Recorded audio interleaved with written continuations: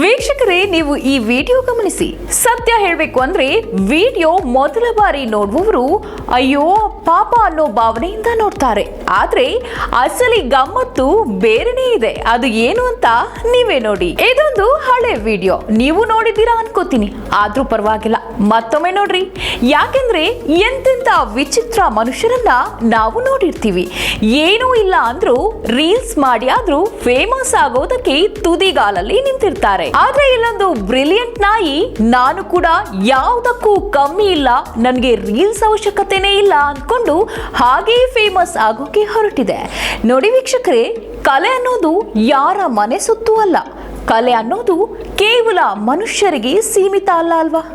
ಇಲ್ಲಿ ರಸ್ತೆಯಲ್ಲಿ ನಾಯಿಗೆ ಏನೋ ಕಾಯಿಲೆ ಇದೆ, ಇಲ್ಲ ಏನೋ ಗಾಯವಾಗಿದೆ ಅನ್ಕೊಂಡು ಜನ ತಮ್ಮ ಪಾಡಿಗೆ ನೋಡ್ಕೊಂಡು ಹೋಗ್ತಾ ಇರುವಾಗ ಇಲ್ಲೊಬ್ಬ ಮುಗ್ಧ ಮನಸ್ಸಿನ ಯುವಕ ಕಾರಿಂದ ಇಳಿದು ನಾಯಿ ಹತ್ರ ಬಂದಿದ್ದೇ ತಡ ನೋಡ್ರಿ. ಮೇರಾ ಕೇಲ್ ಆಕ್ಟಿಂಗ್ ಖತಮ್ ಅನ್ನೋ ತರ ಎದ್ದೋಯ್ತು ನೋಡ್ರಿ.